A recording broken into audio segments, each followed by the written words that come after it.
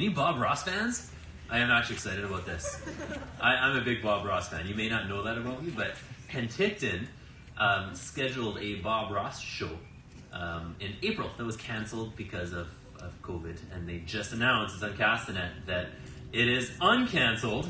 So from July through to September the 13th, you can go to Penticton and view a lot of Bob Ross's work. Because he's dead, though, right? Yeah. 1995. Yeah, but the Bob Ross world is alive and well. That's right. He never got paid. Yeah, Bob Ross never took a paycheck from PBS. Did you know that? He never sold those paintings. That was purely a gift. The second you mentioned Bob Ross, it just went live. Awesome. Just want to let you know that. I don't know if there's a correlation there, but we're up and running. The world knows I'm a Bob Ross fan. The world knows. 32 people know that. Excellent. All right. Well, all 32 of you and grads, we're going to start our second session right now then. If you're just joining us, you didn't watch the first session, that's entirely okay. I just want to let you know then that this event, it is an annual event. We love our grad speeches, and the intent is twofold. Number one, it is to give our grads the opportunity to speak something that is important to them, to have an open mic, a chance for us to hear some pretty profound and wise words from our grads, and we love that. Second item is career life connections. So the BC ministry has mandated that our grads earn a credit in grade 12, or by grade 12, the Career Life Connections credit, and part of that is being able to show that they have reflected on where they've come from, that they've made a plan for the future, that they've connected those things and they're moving forward, and that there's a presentation element. So this is our presentation element in form of our speeches. Okay, so in the second session we have, I believe, 12 or 13 more speakers at 3 to 5 minutes each, so we should be done in approximately an hour. And I'm going to introduce our first speaker. From that point on, I don't introduce, I come up and I wait down the podium, and then the speakers come up and introduce themselves. So our first speaker in this session is Tor Unseth. Come on up.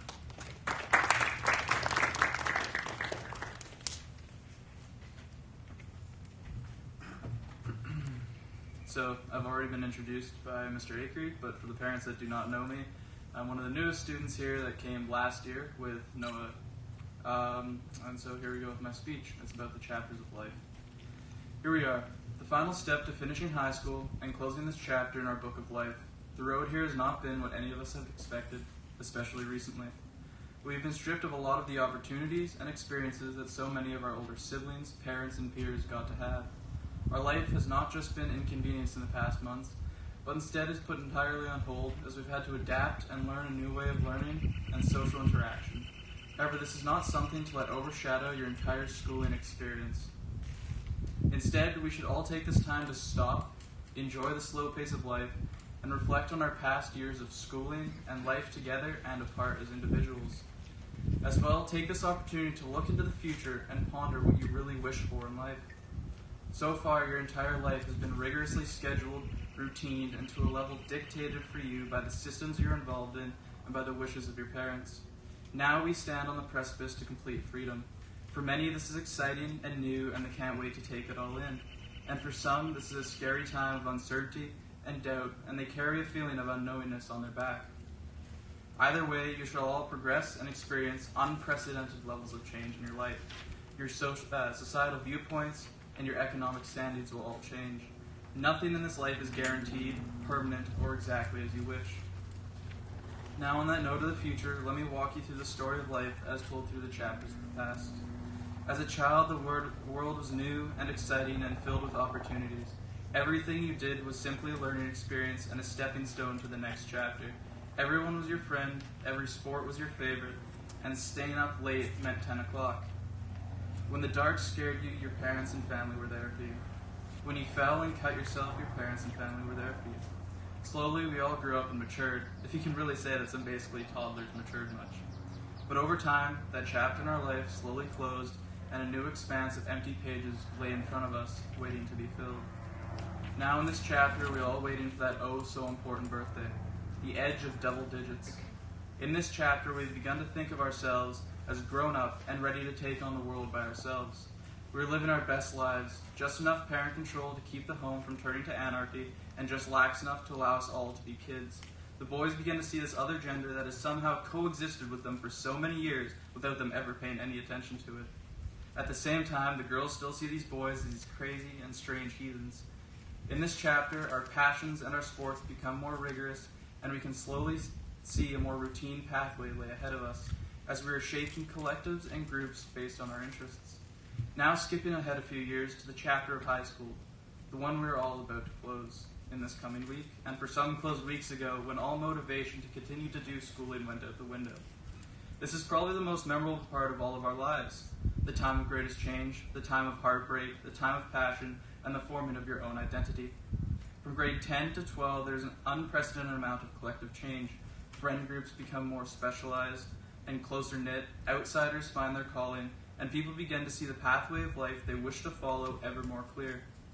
With parental guidance and the influences of our peers, we become young adults who still feel like children on the inside. We still follow our parents' wishes and listen to every word they speak. But with the closing of the pages and the ending of this chapter, that too slowly diminishes. We have all had a unique experience this year. As I commented on earlier, we've been stripped of a lot. However, that is not something we can allow to beat us and make us resent these past few months. Look upon these recent times as an opportunity to learn and grow, making us all more adaptable and unique individuals who will be better prepared for the hardships of life that lay ahead. In front of us now lay the largest chapter in our life. Empty pages fill an expanse from 3, 4, 5, even 10 years for those crazy ones among us. Let this be a time of total reflection and total individuality. Separate from what your parents wish, throw off the covers of what they want from you in life, and find your true calling. Don't be afraid to do what you love. Don't commit to a life of mundane repetitiveness that has you calling for the stroke of 5 each day, all because there's a nice paycheck at the end of it. Change may happen at any point. Don't be afraid to committing to this change. If 2 years down the road you find you want a career that's 180 degrees away from what you're committing to now, when you're pursuing, take the fear and use it to motivate you, and make the leap into the unknown. The unknown is scary, but it's welcoming, and can be a door to so many new opportunities. There is one line I have always lived by and followed through sport, through education, and through every other aspect of my life. It has yet to fail me and holds true no matter what. I may leave it with you now so you can take it for what it is and let it take hold in your mind. In life, there are only ever 2 things you must do. You must have fun, and you must do your best. If you're doing those things, you won't fail, and everything else you wish for will come with your dedication and passion. And this is for Mr. Oz, a plum.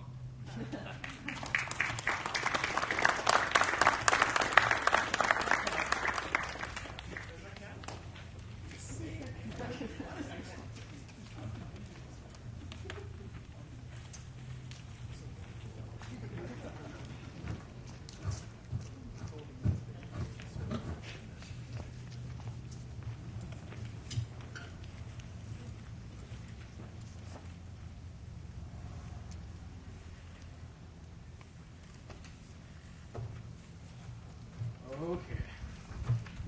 A couple years ago, a guy whose name is Paul Grams coined the word social antibody. And this word is used to describe someone who is always rely on phone and, like cannot get array of it. So today, I encourage everyone to turn off their phone just for 5 minutes. And we can do it now. Okay, never mind. Okay, so, but today I'm not going to talk about, like social antibody or anything like related to antibody produced by B cells. But there is one thing I learned from this cross class. Everything is connected. Good morning, ladies and gentlemen. My name is Ben Jane. It's my honor to stand here to give a speech. But before I start my speech, I want to thank all my teachers for supporting me on my learning journey.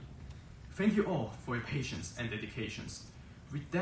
I could not have achieved so much without all of your relentless contribution. I would also like to thank my family.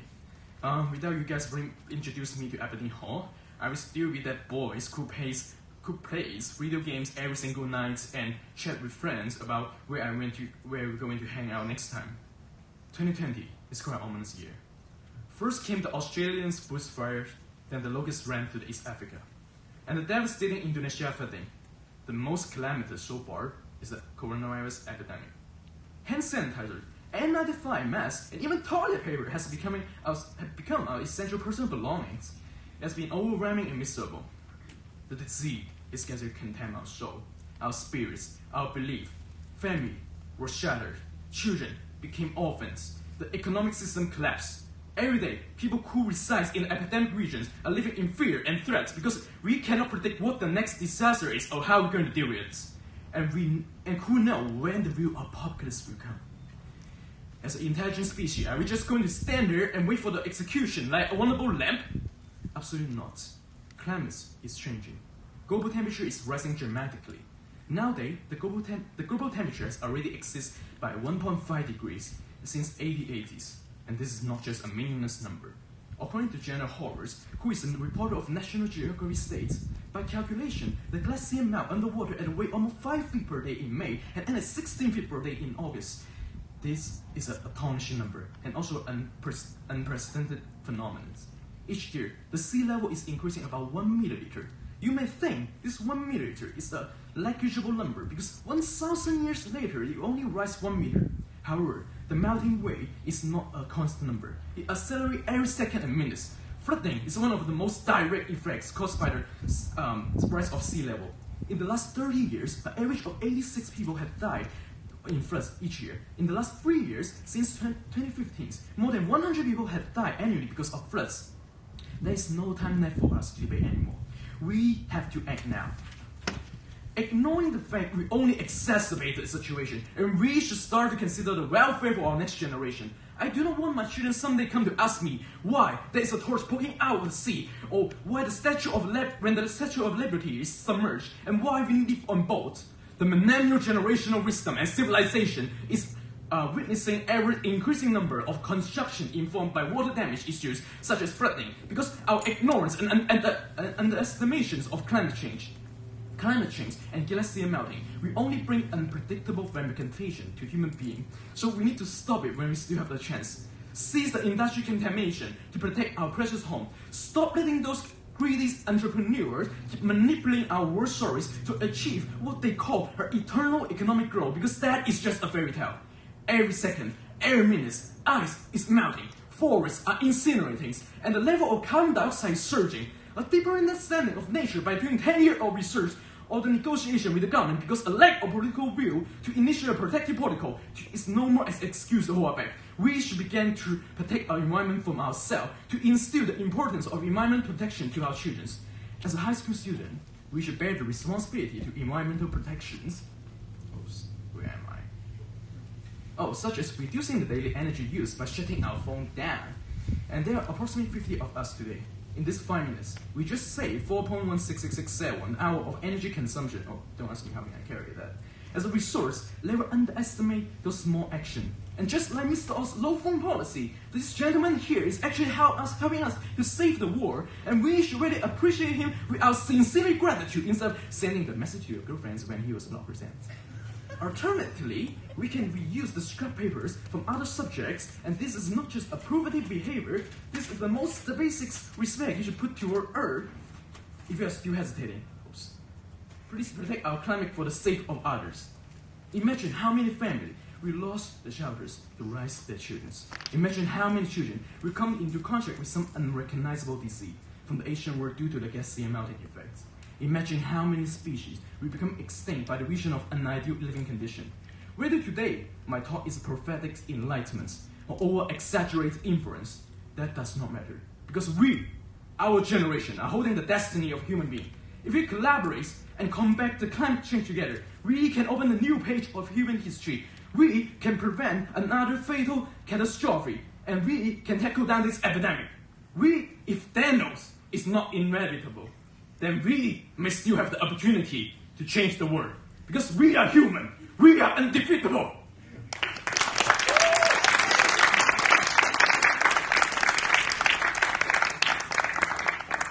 This is getting wet. Is it okay if I move it or is it fine? Okay. This is too good.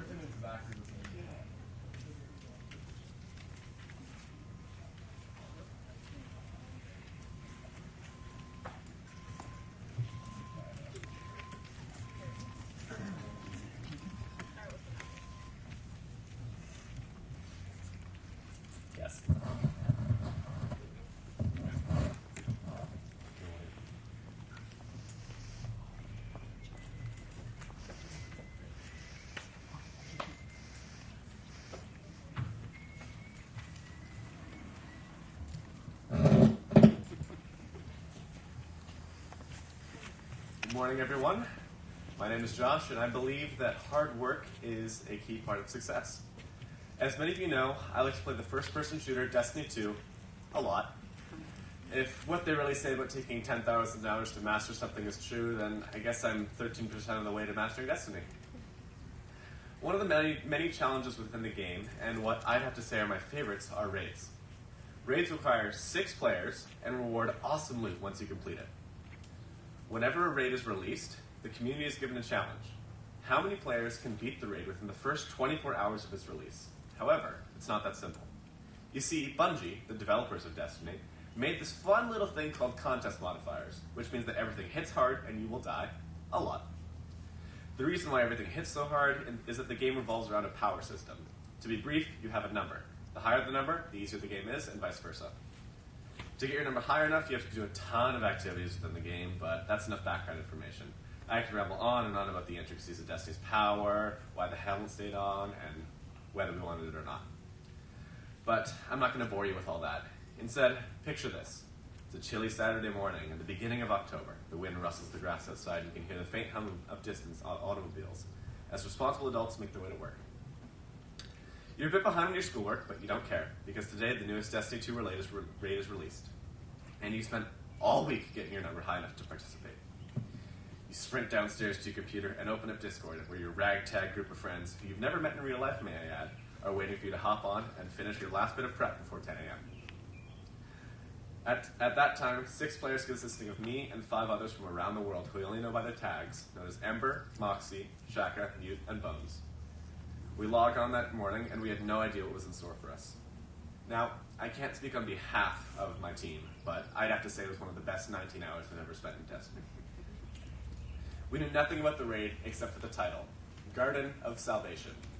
Pretty cool, right? And it's even prettier than you're picturing in your head right now. The raid was made up of equal parts challenge and beauty. When running between areas, you were met with gorgeous vistas in every direction you looked. Lush trees and colorful flowers bloomed.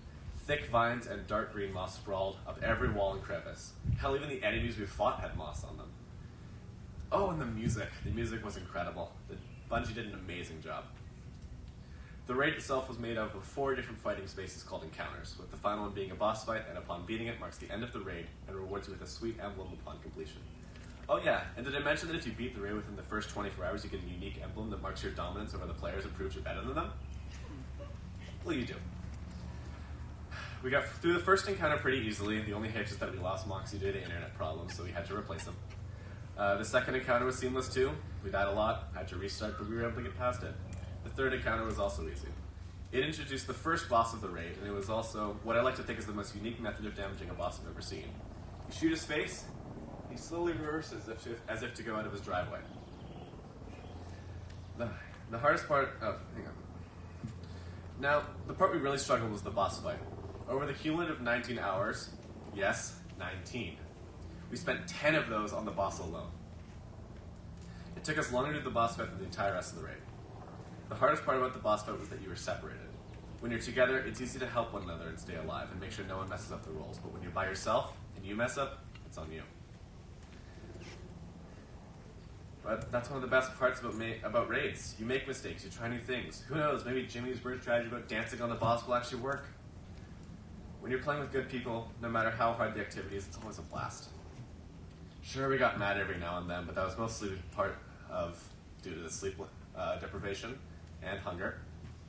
It's hard to eat when you're playing games all the time. When we finally did take the boss's last sliver of health, we were ecstatic.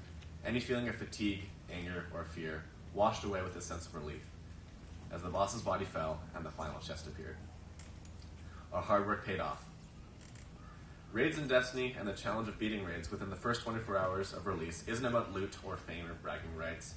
It's about community. During the event, Destiny had a whopping 218,000 live viewers on Twitch, dwarfing Fortnite's measly 69k. Nice. These events bring people together. In the end, 542 players were able to beat the raid in the first 24 hours. 542. To put that in perspective, that's less than 0.0001% of the player base. And I have it. I beat it. and it would have been possible without my team, my friends, and all the hard work we put into it. Thank you.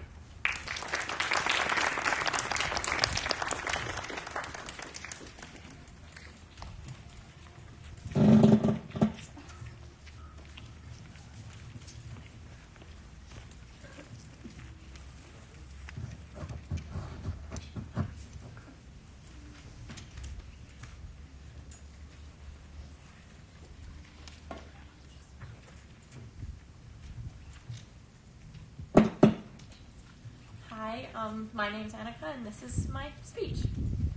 No matter how educated, talented, rich, or cool you believe you are, how you treat people ultimately tells all. Integrity is everything. If I take a moment to ponder the story of my life, integrity is something that I've always been striving to weave into my everyday life throughout the entirety of my academic career.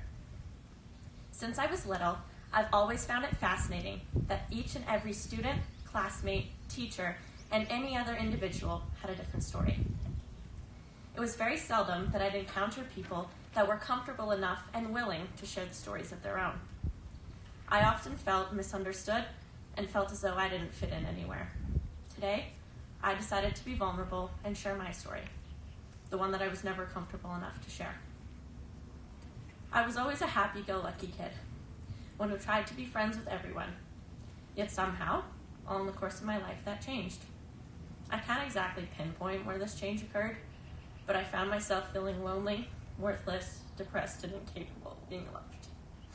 I dreamt of a different story for myself because I didn't want the one that I was living.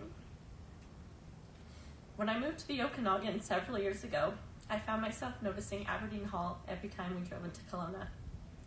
It was almost as though there was an indescribable pull it had on me, and I had a gut feeling that it was where I was supposed to be. I wanted to wear that uniform and feel accomplished and be proud of my academic achievements and feel as though I was going to be able to accomplish my goals. I felt as though Aberdeen was going to be the place where people wouldn't run away from me and I wasn't going to be sitting alone every lunch. My academic efforts wouldn't be mocked in an environment where academic excellence was encouraged, which was yet another reason why I felt like Aberdeen Hall would be my new home. I would be set up to conquer the world, my 72 colored pens, 18 different highlighters, and countless sticky notes. I was finally going to be accepted for who I was. When my time at Aberdeen began, I vowed to stay silent. I believed that if I didn't speak, I couldn't be judged or tormented. And I was just so tired of being made fun of and hurt that I wanted to hide myself in an attempt to protect myself. What I soon realized is that I couldn't connect with anyone if I was putting on a mask and pretending to be something I wasn't. I slowly came out of my shell and gradually became more comfortable with the students and teachers that I was around. I learned that my academic efforts, social opportunities, and once-in-a-lifetime travel endeavors built up my self-worth and the respect that I had for myself. Were there challenges along the way? Absolutely. One of the massive challenges I faced were several injuries and other medical-related circumstances. I think most people had it in their heads that I was making all of it up for attention. And I mean, to be fair, if roles were reversed, I'd probably think the same thing. But I had evidence to prove that nothing was made up. I had countless MRIs, x-rays, brain scans, and virtually every other medical diagnostic testing done. But I didn't tell people that. I was constantly mortified and frustrated that I had to arrive to school on crutches again, or in a wheelchair, or in a cast on my leg for countless months. Yet, I can stand up here today and say that I'm proud that I pushed through and persevered, even though it was a tumultuous time in my life. What exactly pulled me through all this difficulty and struggle in my life? It was the unconditional acceptance from teachers, close friends, and obviously my family. Highlights of my day at school would include having a powwow with Miss Cross in a study block or two, Mr. Hill getting excited over my Brooklyn Nine-Nine AP Biology cell poster and carrying it around like it was a trophy all day, or Mr. Mullany asking me to laminate another quote for his wall, or even Mr. Akery, who spent countless hours calling what seemed to be 1,000 people to correct mistakes on university applications. When people thought I vanished in a spare block to go to Starbucks, which I mean, could be true, I was actually in Miss Snyder's office where she was helping put back together my broken pieces, and I can't thank her enough for that. These moments made my day and made me feel as though I had a purpose, and I was wanted somewhere. My family was always there for me, and they were and still are my rock. Whether it was my mom bringing me Starbucks on a day I got bad news about something, or telling me, just remember to be nice to everyone. Or the truth will set you free. It could have been my little sister carrying my backpack and binders for me when I couldn't, or my older sister sitting on my bed comforting me when I had a rough day and I just wanted to cry. I always stuck to my dad's rules of ABC. Apply backside to chair in order to get results academically and in any other direction I was pursuing. Friends who listened, who cared, and who were there to cry alongside me when a math test didn't go as well as we wanted it to. Take me for ice cream, fries, or any other comfort food when it felt like the week was never going to end. Or telling me that I don't have to be perfect, because no one is. Or simply just telling me that it was going to be okay. You know who you are, and I love you all. Brene Brown said that you either walk inside your story and own it, or you stand outside your story and hustle for your worthiness. So this is me walking inside my story and owning my struggles and my imperfections.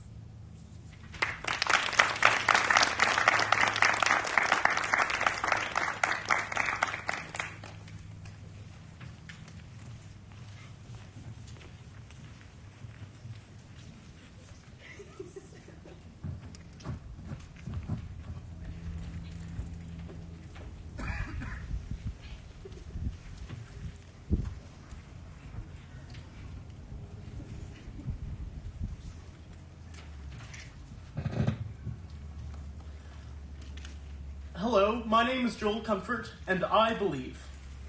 I believe that gratitude makes everyone's life better. Hundreds of studies have shown that being grateful improves people's physical and mental well-being. So, I want to take this time to improve my physical and mental well-being. Since this is a speech about gratitude, I'll start off by joining the school's message regarding gratitude. I'm lucky enough to be graduating alongside 38 amazing people. We all have made a lot of memories together, survived through some difficult situations together, and made some really happy memories together. Each of us has a special bond, but I want to thank some specific people and groups that have made a really big impact on me. First, I want to thank Annika for being co-chair with me. Although we didn't know what we were doing half the time, I'm so thankful for all your effort in leading the student council with me. I want to thank the rest of the student council leaders, Brayden, Kaylee, Ava, and Chantel. We put in a lot of effort to make this year as successful as it was. Thank you also for working so hard and making our school a better place. Another group I want to thank is everyone who went on the first Aberdeen Hall encounter, especially Kare and Kaylee, for bringing Encounter to our school and leading an amazing weekend of, well, you'll see. Encounter has been the highlight of my years at Aberdeen Hall. To all the students that made it so special for me, thank you. Wow, I'm not even halfway done, but I think my gratitude has lost me 5 pounds. Only 15 more to go and I'm back to my weight pre-COVID. On to Aberdeen Hall staff. I think this school has hired the best faculty members in the world, and I'm thankful for every single one of them. I'm thankful for all the cleaning staff that work day after day, keeping the school looking beautiful, cleaning after over 600 kids. You all deserve so much appreciation. Another faculty group I'm grateful for are the more behind-the-scenes staff members. Our receptionist, our director of development, event manager, director of social media, and many more people. You all worked so hard to keep the school amazing. Thank you. We are very lucky to have the best admin staff in the world, caring about not only the students, but the teachers as well. The amount of work the admin staff do is crazy. I am thankful for you all. Last, but certainly not least, the teachers. We have the most dedicated and caring teachers I've ever seen. Every teacher who has taught me has made a major impact on me. You've put up with my late assignments, my often annoying questions, and allowing me to disagree with you.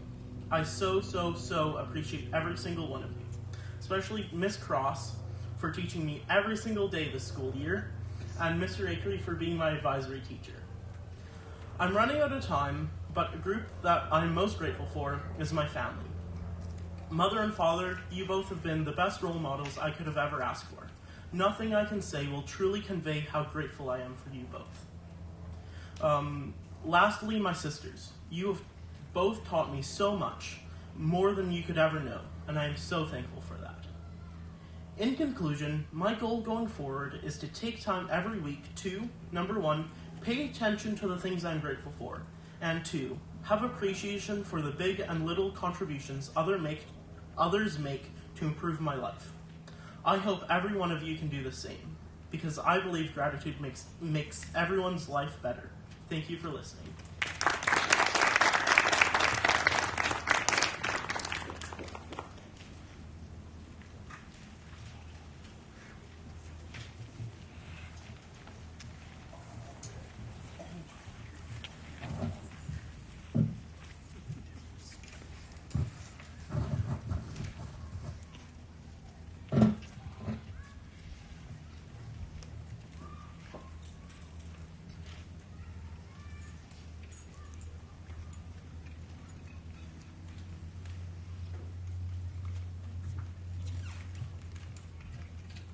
Hi, I'm Haley. Recently, my life has been completely flipped upside down, like everyone else's in the world. At such a precious and rewarding time in my life, it has felt unfair to not have the same high school ending as previous years. But I have learned a lot about myself through this experience. It's funny, because I went into the start of this year being so unsure and scared of what the future holds. And now I'm even more unsure, but I'm not afraid. I've come to realize that this is reality. The future is unpredictable.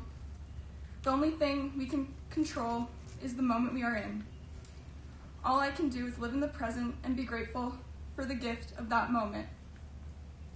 It has become clear to me now more than ever how important it is to not take things for granted, because every moment is a privilege.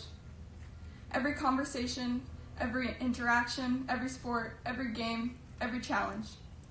If only I had known what the future would bring, I wouldn't feel so incomplete today. The emptiness that was once fulfilled with the anticipation and excitement of achieving my goals. I did not wake up every morning excited to go to school because I did not realize it could be taken away from me. I did not realize it was a privilege. Through these past few months, I kept thinking, this is all a dream. Like, this isn't real. This wasn't the way things were supposed to go. I'm supposed to be at the national championships playing in the gold medal match, a goal my team set at the start of the season. We didn't get the opportunity to even attempt to achieve that goal. I used to be the person that would think, oh, that'll never happen. Then COVID came and changed my mind. All I felt for the first month of quarantine was anger, loss, disappointment, and sadness. I think we can all relate to COVID being the most hated thing. I could not get over the fact that I would not be able to play another junior heat volleyball game. Our season ended just like that. I was devastated. I live for volleyball. It has always been where I find the most joy. Every week, the thing I look forward most to was going to practice. Seeing my teammates, the sound of the ball hitting my arms, the cheering, the squeaking sound of my shoes on the court, the smell of the gym. When it was all taken away, I felt betrayed and unfinished. I had so much more to give and learn, but couldn't. I knew I could be better. I wasn't the best version of myself yet. I hadn't proved what I needed to. So much unfinished business. Every time I would walk by my closet, I would see the blue and white jerseys, and it would bring tears to my eyes. Eventually, I hid those jerseys away in the front hall closet. I tried whatever I could to erase the sadness of my unfinished season.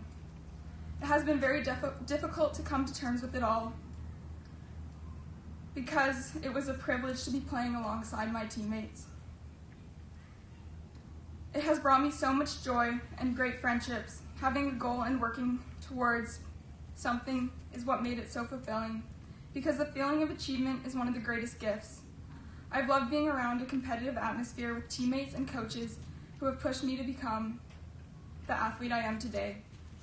Overcoming hardship and persevering through challenges in sport has shaped me into who I am today. Working hard towards achieving my goals is what makes me feel complete. It is knowing that I've accomplished something great. And this is something that is necessary to have throughout life. And I need to continue to search for this because I won't always be able to have sports. The most important lessons I have learned through these unfavorable and challenging weeks is to be better today than I was yesterday. Leave nothing unfinished. As a graduate of 2020, I believe life is a gift and it offers us the privilege, opportunity, and responsibility to give something back by becoming more. Thank you.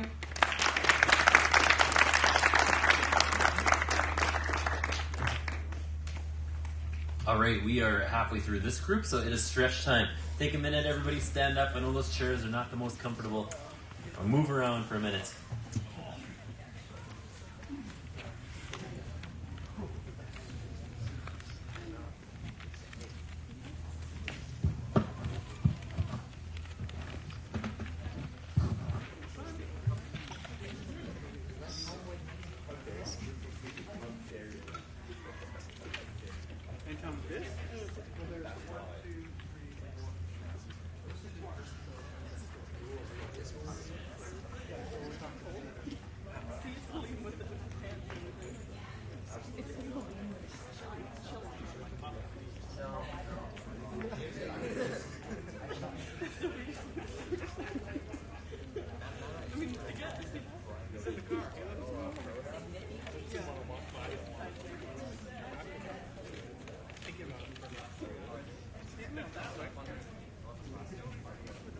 All right, if everybody, if you can take your seats, we'll have our last 6 speakers.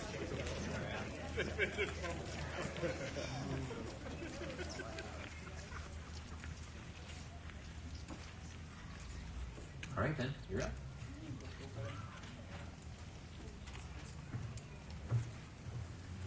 Hello, everyone. My name is Ben Byrne. This, I believe. My involvement in organized sports has shaped who I am today and has instilled a bold spirit in me. I've been drawn to sports from a very early age, pretty much as long as I can remember. I've learned a lot of important lessons from teammates and coaches alike. I've learned dedication, patience, respect, and built many good problem-solving skills to deal with whatever might come my way. When I was little, I remember watching hockey with my dad, and when I was about 6, he taught me how to skate on a pond. Those are some of my earliest memories of sports. Later, I got involved in basketball. Basketball quickly became one of my favorite things to do. I still love to play, and I watch the NBA all the time. One of the best things about basketball is the friendships I made along the way. Way back in grade 3 is when I first started playing, and Braden, who was on my team, is still one of my closest friends. He also recruited me for rugby in grade 4, and I think the provincial silver medal speaks for itself. Over the years, I've learned some very important lessons through sports. I want to give a special shout out to 2 very important coaches, Mr. Hill and Mr. Hooper. I didn't get to know Mr. Hooper very well till last year, but both of these guys have been really solid mentors. I sometimes would lose my temper if something went wrong on the court or the pitch, bad call by the ref, whatever it might have been. But these 2 coaches always knew the right thing to say to keep me composed and focused. They've taught me the importance of dedication and sportsmanship in both basketball and rugby, and I definitely wouldn't have had as much success without them. I've learned to compete for everything. Things are not always handed to us. Sometimes you need to go out there and take it for yourself. For example, I was cut from the junior basketball team in grade 9. I never before had been cut from a team like that. I was always used to just going to the tryout and making it. I had to work so hard the next 2 years for my starting spot this year. Also, I had to work hard within the rugby team. I was not in great shape when I first started, I'll admit, in grade 9, and conditioning is obviously a gigantic part of playing rugby. Especially in sevens, there's much more endurance needed since it's pretty much 15 minutes of all-out sprinting. I remember the grads on that team in my first season. As being in grade 9, I looked up to them quite a bit. Specifically Omar and Zach Burton. If you guys remember Omar, he was pretty fast, and we always did this drill called the Ring of Death, where we essentially have to sprint the whole time to the end of the field and back and try to get a better time each practice. And I remember Omar would always be at the back, literally putting a hand on my back and pushing me to run faster and beat the time from last practice. So those guys were really amazing leaders, and not having the opportunity to fill that role this year on the rugby team feels terrible. I was always looking forward to being that solid leader on the team. Anyways, these graduating leaders, they've taught me so much, and there's admittedly some things that coaches can't relate to, believe it or not, and having those guys around the same age, it really helps. Another sport I've been involved in a lot is hunting. My dad actually shot a moose the week I was born, so hunting has always been big. I always have fond memories of just going on trips, bear hunting, deer hunting, moose hunting, whatever it might have been. And I didn't actually take my first deer down until I was about 14. But that day I developed a special connection with nature. There is definitely something gratifying about spending that time and putting in all the hard work tracking an animal, finding it, and bringing it down. To me, it feels worth all that hard work. Anyone can go to the supermarket and buy some ground beef from the deli, but how often do they get to say they were part of every step of bringing that to their freezer? I've learned patience and commitment through tracking animals, and being in the outdoors is always an amazing experience. Overall, I would say involving myself in sports, staying active, doing lots of other outdoor activities most of my life has shaped me to someone who's ready for whatever might come next. I know all of us have amazing big things coming next year, and even over the summer. It's all happening during a very strange time. Some of us will be moving away, trying new things, but don't sweat the small stuff. You can't. Hope that things will get better, and we'll come out of this stronger than ever. I mean, how many grad classes can say they endured a global pandemic and still graduated? So, here's to the class of 2020.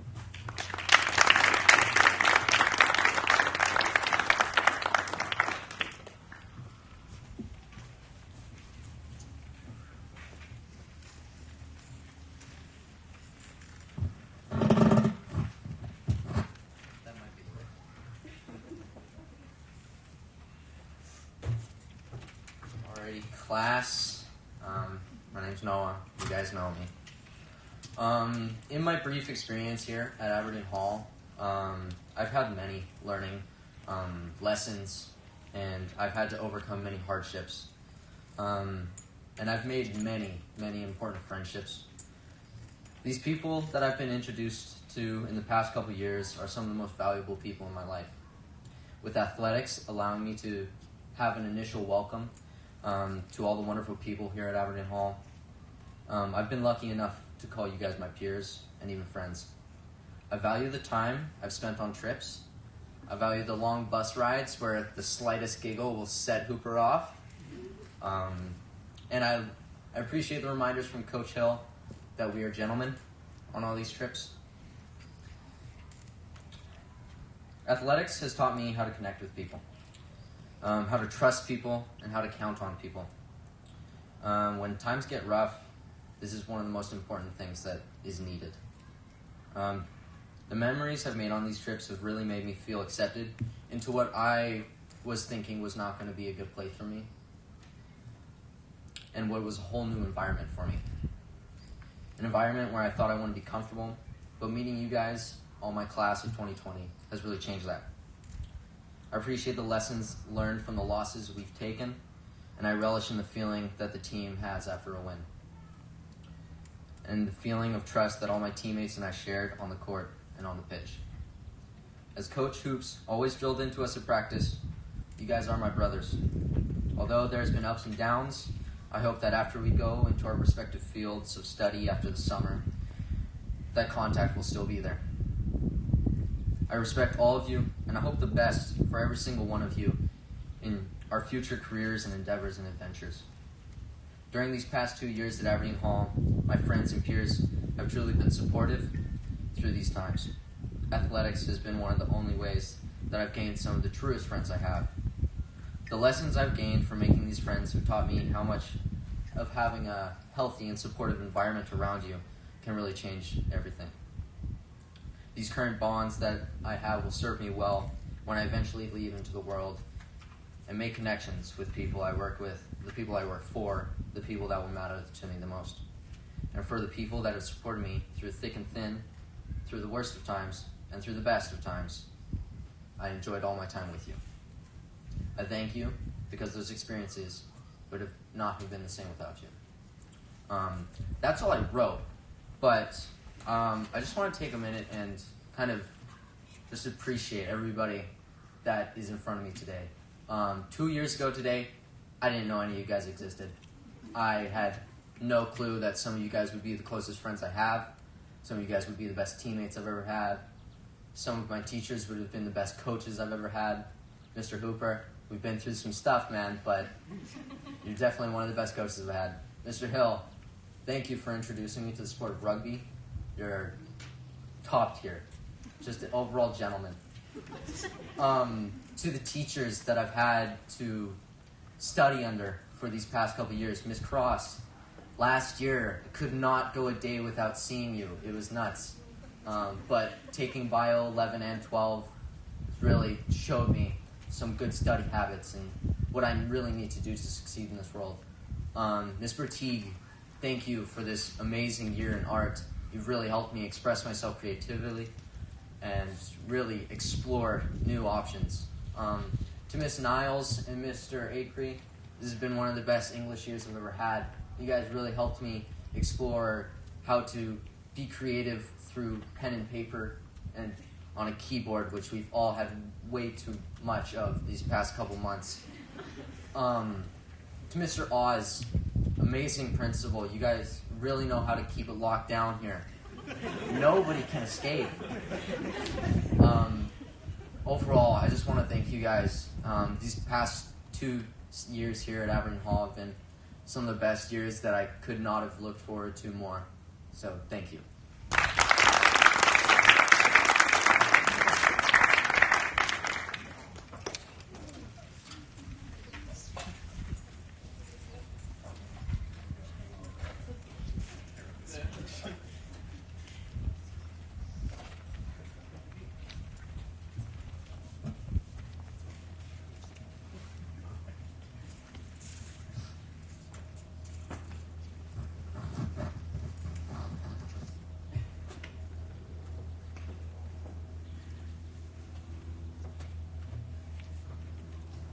Hey guys, I'm Adrian Price Roberts. Hope you're all doing well. Today I'm going to talk about empathy. It's crazy to think about how every person surrounding you has had their own lives that they view with as great importance as you view your own. You've only ever seen life from your perspective, but everybody is at the center of their own universe.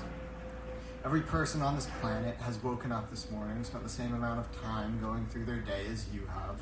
For everything that is going on in your life that others don't know about, there is something happening in somebody else's life that is unknown to you.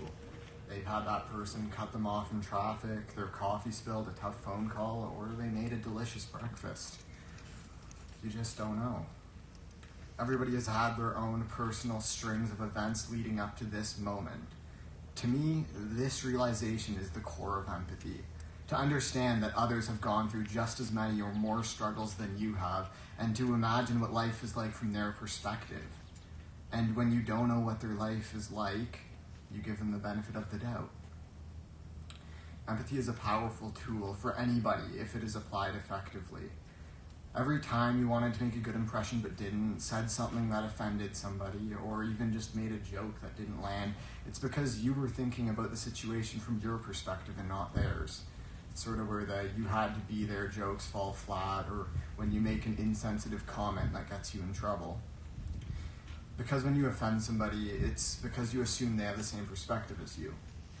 When you begin to think about human interactions, not through your perspective, but through theirs, it gives you a clearer picture of how that person's going to react. This is kind of similar to the whole golden rule, which I always hated. Where you're supposed to treat others the way you want to be treated. And the reason why I hate that is because it's based on the assumption that everybody wants what you want. Sure, there are basic things like respect and perhaps even power that most people would want, but for the vast majority of things, people want different things. Let's give a hypothetical situation where I follow the golden rule 100% of the time. We'll say I love skydiving. I would love it if somebody gave me a gift of tickets to go skydiving. So me, being the selfless and kind golden rule following person I am, gave them to my friend Danny. Danny graciously accepts these tickets, but wait, Danny is absolutely terrified of heights, and there is no way he would ever be able to bring himself to skydive. Well, this has put Danny in quite an uncomfortable situation, hasn't it? Perhaps he thinks you're trying to make fun of him for his fear of heights, or maybe he thinks your offer came from a good place. However, he feels uncomfortable knowing that your gift will go to waste. Either way, you followed the golden rule, however, it resulted in a poor interaction with this person. Why is that? Because you were only thinking about yourself. Yes, it was a selfless act, but you must consider the other person's view. This is why our well-intended actions so often have bad consequences, or where the whole no good deed concept comes from. I know these speeches are supposed to demonstrate self-reflection and improvement, as well as explain how I'm going to grow into a fully functioning member of society.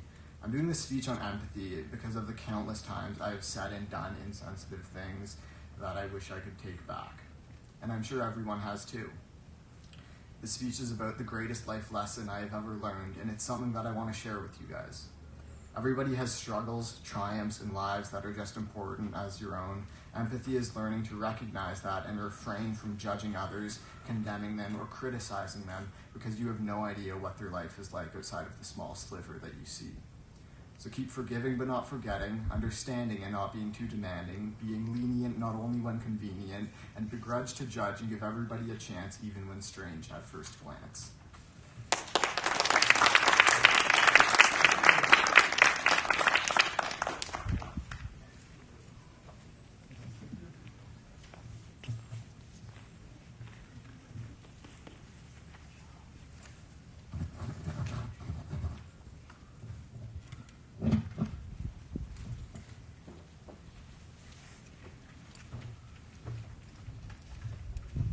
Hello, I am Adam Locke, and I didn't know I was going to be doing shoutouts today until about 30 minutes ago when I decided my speech needed to be a little longer. So here I go. First shout out to my family, my mom for editing this speech and telling me to be more positive all the time. Sometimes I need it. And shout out to everyone who's here today watching this speech and everyone who couldn't be here today. You've all impacted me greatly. And shout out to the basketball team and Mr. Hooper for some of my favorite memories over the last 3 years. Here we go. My whole life I've been what most would consider to be a laid-back individual. Never been one to take a stand or call anyone out for improper behavior or etiquette. I believe everyone should live their lives precisely how they believe it should be lived. Some may disagree with the statement, try to alter and change the way that people speak and think. I've always just let people be true to themselves, whatever views and beliefs they see fit for themselves. I believe it is vitally important to not only be true to yourself, but to allow others to be true to themselves. Currently, we live in a world where everyone is jumping at the chance to have their voice heard, to tell everyone else just how wrong that their opinion is. I don't agree with trying to convert people to a similar way of thinking. Without the individuality of opinions and views, life would just be terribly boring. Without the individuality that we each have, every group effort would go by without a hitch, but everything would lack substance. That thing that makes you hate participating in group projects is the same thing that ensures the human race can thrive. The only people who can, I find, be easily influenced are those who don't quite know who they are. Their mind is easily shaped and changed because they don't know what to believe in. When you pressure someone who doesn't know who they are with your own opinions, you are taking away the chance for them to be who they were meant to be. You could potentially take away the future that they aspire to have. I've always thought it better to not get involved and to let people discover who they are without an external influence. When you let someone discover who they are, they will typically gravitate towards the things in life that they excel at and what makes them happy. It's human nature. Nobody is ever born broken, it's those around them that break them.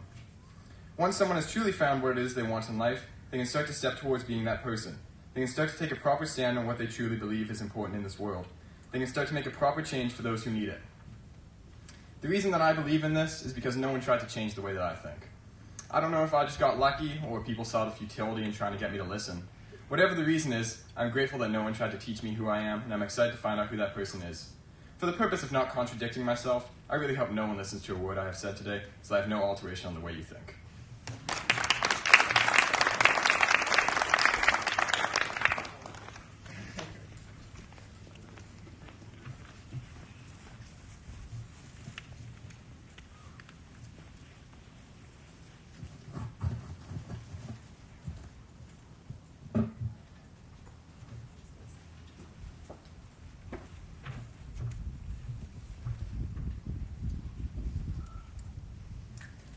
Music is the soul of life.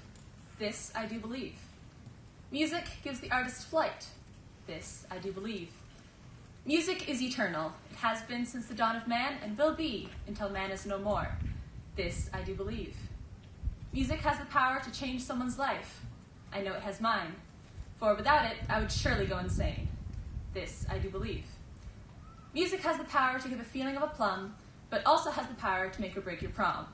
No matter the occasion, music will always be there. This I do believe. Music is the soul of life. This I do believe. Music brings my soul to life. This I do believe. Hi, my name is Chantal, and clearly music is very important to me. It has become my whole life and will become my future. This fall, I will be attending Brandon University for the bachelor degree in voice. If you would have told me even a year ago that I would be one of the 10 people accepted to Brandon for voice, I would have laughed. Honestly, I still sometimes don't think that it's real. My journey with music, and especially voice, has been relatively short. Most musicians my age have been taking music lessons their whole lives, have been doing competitions since they were 6, and have a never-ending repertoire of pieces that they know. I, however, have been taking classical voice lessons for less than a year, have never competed, and have a repertoire of about 30 pieces on a good day. But I still got into Brandon. This just goes to show that it is not the time that determines the musician, it's the effort. Now, I'm not saying that people who try really hard for a day are going to be better musicians than people who have been studying their instrument for 70 years. That would be insane. What I am saying is that just because someone has many more years on you in terms of training doesn't automatically mean that you couldn't catch up with them by putting in effort. At the beginning of my lessons, I was about a grade 6 Royal Conservatory of Music level in both voice and theory, which is pretty good, but not nearly good enough to get into university. I knew that I wanted to do music next year, and so I went in determined to do whatever it took. I am now taking my grade 8 Royal Conservatory exam in August in both voice and theory. It was not an easy path to take. I was practicing every day for at least an hour in each subject on top of all my schoolwork, and was taking lessons every week, but it was worth it to get to the place that I am now. Now, enough about the past. Let's look towards the future. I am going to be a world-famous opera singer. If you don't believe me now, just wait 15 years and then see where I'm at. See, I am determined. I was determined to go to university for music, and I succeeded. I was determined to make it to a grade 8 Royal Conservatory level in a year, and I succeeded. So far, I have a 100% success rate for my musical goals. This isn't to say that I won't one day run into something that I'm not able to achieve, but I will learn from that and use it to succeed, not make it the reason that I quit. That's the difference between me and others. Others come to an impasse, have a large failure, they quit, move on, choose something else. Me, if I have a large failure or come to an impasse, I don't just say, oh well, I guess it's not for me. I figure out what went wrong, and I change it, or I fix it, so that the next time I don't fail, I succeed, and I am one step closer to living my dream life. Now, there's one last thing that I want to talk about before my time runs out and I'm pulled off the stage by a comically large cane. When I tell people that I'm going to university for voice, their first response shouldn't be, oh, cool, what's your backup plan? My backup plan is to get better until I succeed. I've never once heard people ask what an engineering student or a nursing student or even a trade student's backup plan is, because their career is not considered to be risky. What people don't understand is that every career worth pursuing is risky. Med schools only have a 7% acceptance rate. 75% of engineers aren't working in their field after they graduate with a master's degree. So why is it that the arts are deemed more risky to enter than STEM degrees? My theory is that it's because you never hear of the failed science and math students, only the theater and music students. But the great thing about the arts is that you can succeed at any age and at any time. Some people are child stars. Some people don't get any recognition until they're 60. But in all the fast-paced, low-risk dean jobs, you can't start when you're 60. You need to succeed right away. Otherwise, you will never make it. So I want to destigmatize the arts. When I say I'm going to university for music, I want the same questions that everyone else gets, like, Which university are you going to? What specific field do you want to get into? What's your career plan? My name is Chantel Bennett. I'm attending Brandon University for voice. I work hard, I will be a famous opera singer, and I don't need a backup plan. Thank you.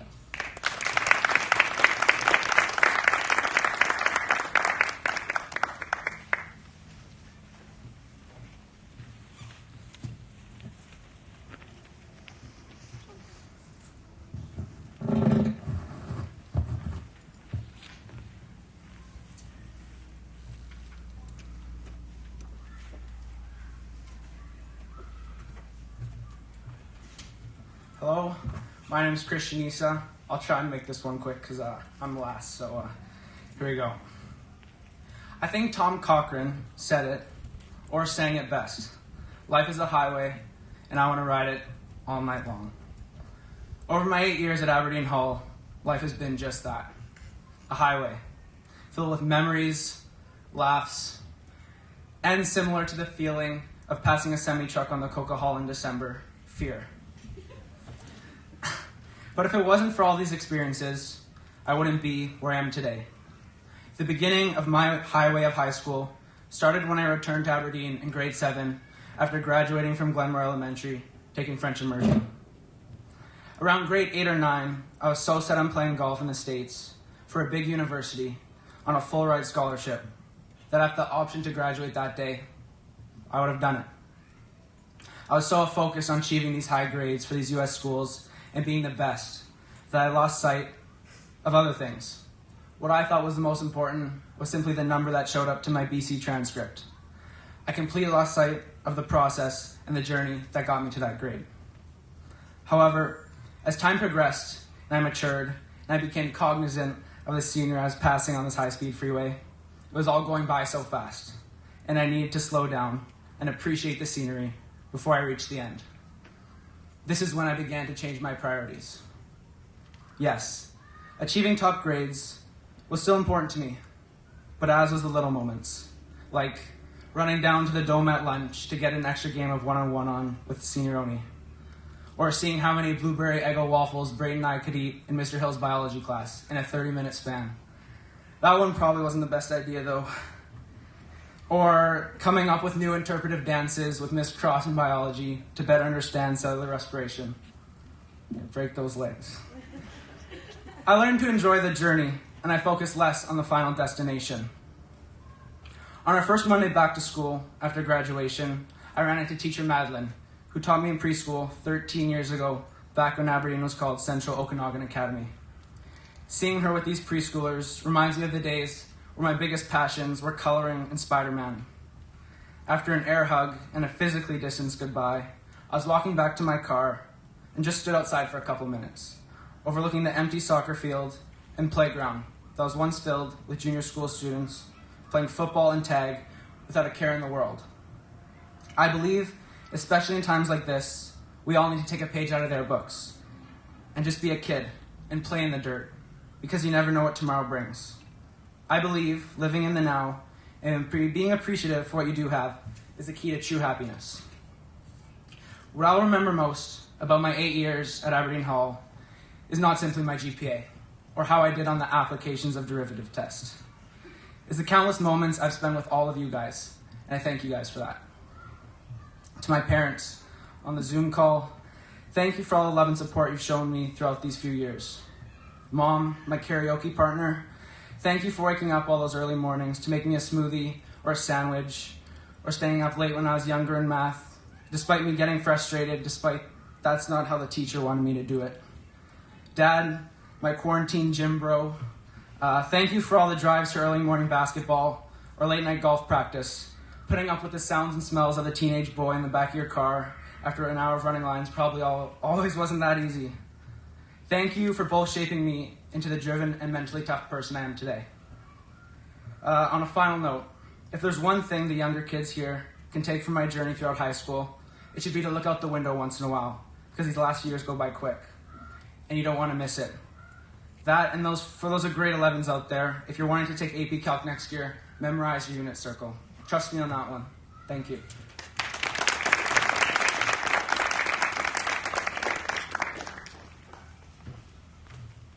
right, and that's a wrap on this year's speeches. So thank you to all the grade 12s. Those were remarkable words. Thank you to those of you who joined us online. The rest of the class, though they can't be here today, I look forward to seeing your speeches. I know many of you have already sent them in, so we will compile those and move forward. So thanks again for joining us this year, and Grad on Friday. Let's talk a little bit about that. So we feel about it online. You can stand for a second. Stand up for a second. Shake it out. A little bit of this. A little shake it out. But you look like one of the Wiggles when you do that.